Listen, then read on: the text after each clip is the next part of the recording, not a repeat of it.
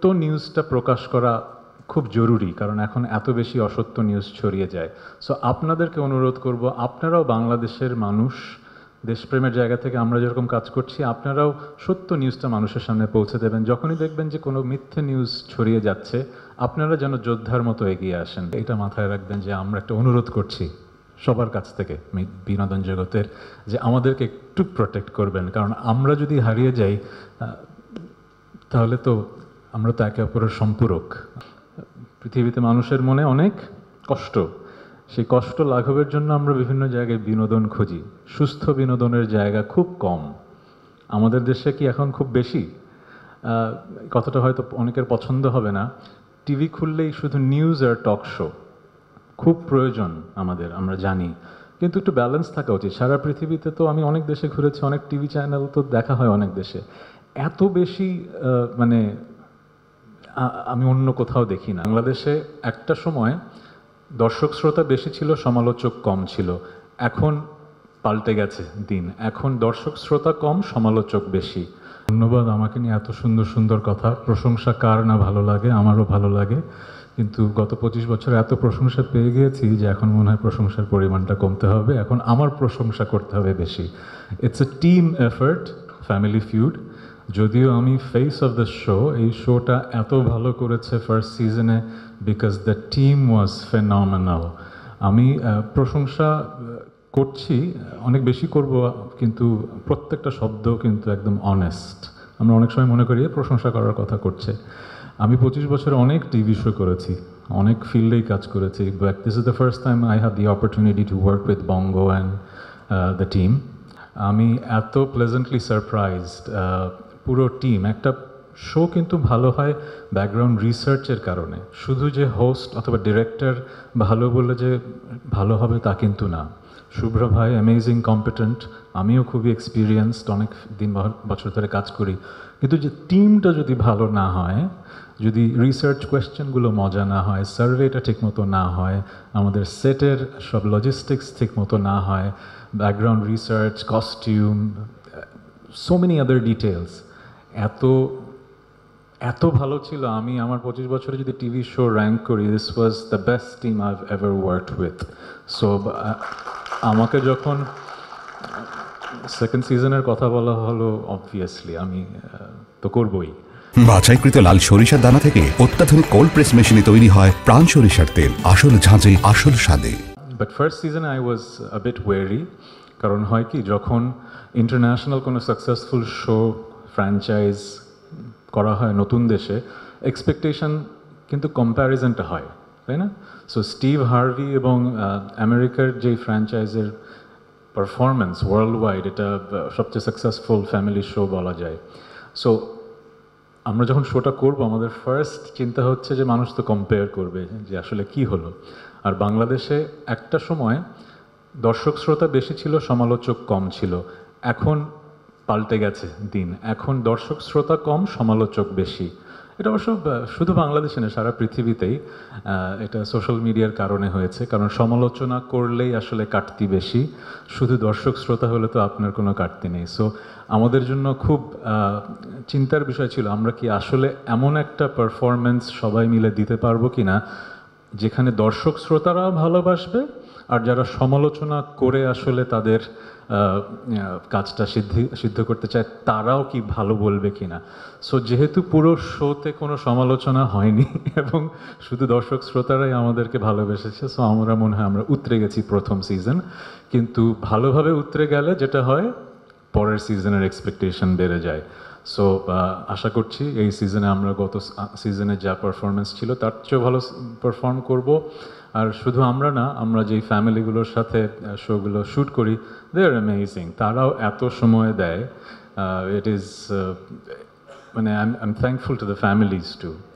আর শুভ্র ভাই, অনেকদিন দেখা হয় না, সামনে আবার দেখা হবে, কিন্তু এবার অনুরোধ করব এই 12 ঘন্টা শুটিং কমিয়ে একটু যদি কমানো যায়। কারণ হয় কি, যখন ফার্স্ট এপিসোডটা শুরু করি সকালবেলা, হয়তো আমি তো টাইমলি পৌঁছে যাই, হয়তো 11টার মধ্যে ক্যামেরা শুরু হয়ে যায় রোল। সো ফার্স্ট এপিসোড হয়তো লাঞ্চের আগে, লাঞ্চের পরে সেকেন্ড এপিসোড বিকালের পরে থার্ড এপিসোড, লাস্ট এপিসোডটা হতে হতে শুধু কটা বাজে, 8টা তো শুরু হয়ে যায়।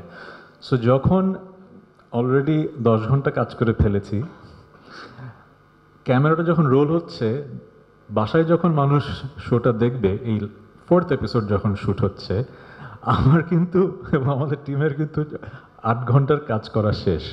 সো ওই শুরুর মোমেন্ট থেকে শুটিংটা একটু পড়া যাবে না, কিন্তু মানে এনার্জি লেভেল পড়া যাবে না, কারণ আজ থেকে 3 মাস পরে যখন মানুষ শোটা দেখবে, তখন সে তো জানে না যে আমরা আগের 3টা শো করে কি পরিমাণ টায়ার্ড আমরা সবাই, পুরো টিম। কিন্তু ওই মুহূর্তে, যেই মুহূর্তে the camera is on, it has to be 100%, কারণ যেই মানুষটা শোটা দেখছে, ওই মানুষটার সময়টা ইম্পর্ট্যান্ট। সে দেখছে কারণ সে একটু বিনোদন চায়, তার কঠিন জীবনে একটু আনন্দ চায়, এই জন্যই তো আমাদের এই শোটা সে দেখছে।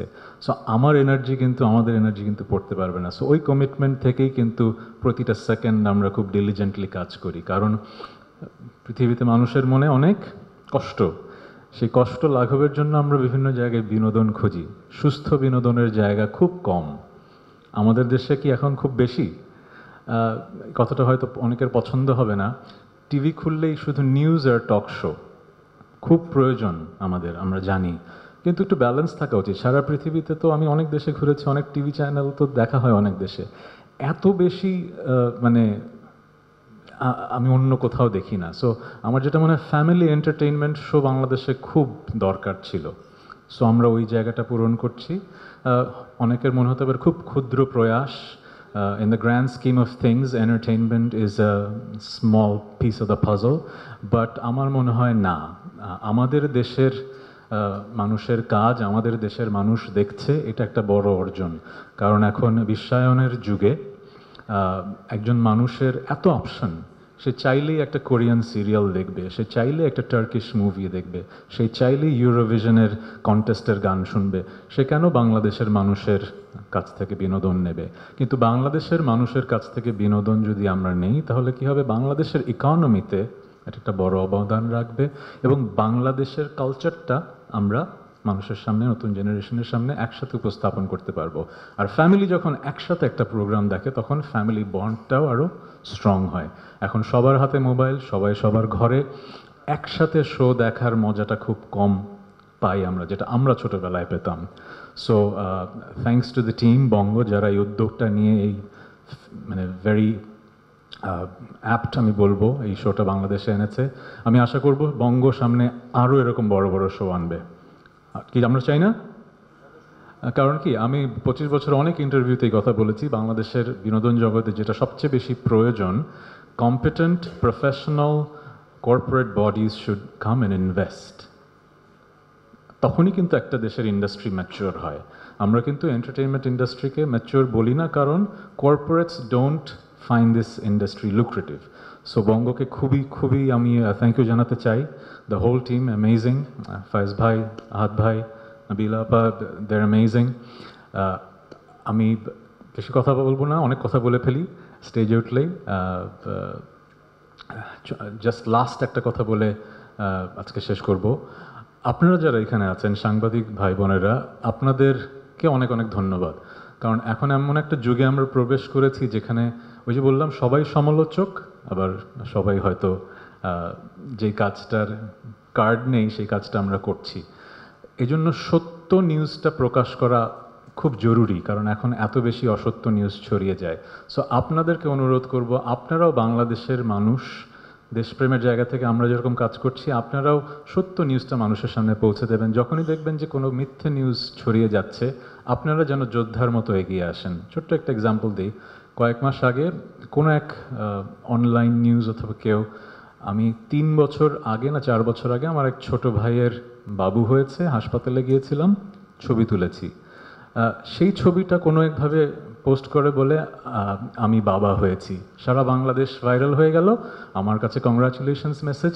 এখন আমার তো আসলে কয়েকদিন পরপরই এরকম ঘটনা ঘটছে, আর আমার সেই অভ্যাসটা নাই যে আমি সোশ্যাল মিডিয়ায় পোস্ট করি এসব, কারণ যারা এই কাজগুলো করে, আমি করলে বরং তারা আরও বেশি ফেমাস হয়ে যাবে। সো এটা আমার কাজ না। সো আপনাদের কাজ হচ্ছে এই সময় আমাদেরকে একটু ডিফেন্ড করা, কারণ আপনাদের কাজটা হচ্ছে সাংবাদিকতার মূল কাজ সত্য কাজটা মানুষের সামনে উপস্থাপন করা। সো আপনাদের কাছে আমার অনুরোধ থাকবে সত্য উপস্থাপন করে আমাদেরকে একটু প্রোটেক্ট করবেন, কারণ খ্যাতির চাদরের সাথে যে খ্যাতির বিড়ম্বনাগুলো আসে সেটা অনেক কঠিন, কিন্তু এই সোশ্যাল মিডিয়ার যুগে সেগুলো আরও অনেক বেশি কঠিন হয়ে গেছে। সো আমার একটা অনুরোধ আপনাদের কাছে, আজকের শোটা কভার করবেন, ফ্যামিলি ফিউডের নিউজটা যেন শিরোনামে থাকে, আর অন্য কথাগুলোর মধ্যে এটা মাথায় রাখবেন যে আমরা একটা অনুরোধ করছি সবার কাছ থেকে বিনোদন জগতের, যে আমাদেরকে একটু প্রোটেক্ট করবেন, কারণ আমরা যদি হারিয়ে যাই তাহলে তো আমরা তো একে অপরের সম্পূরক, আমাদের দেশের বিনোদন জগতে হয়তো হারিয়ে যাবে। ভালো থাকবেন, থ্যাংক ইউ।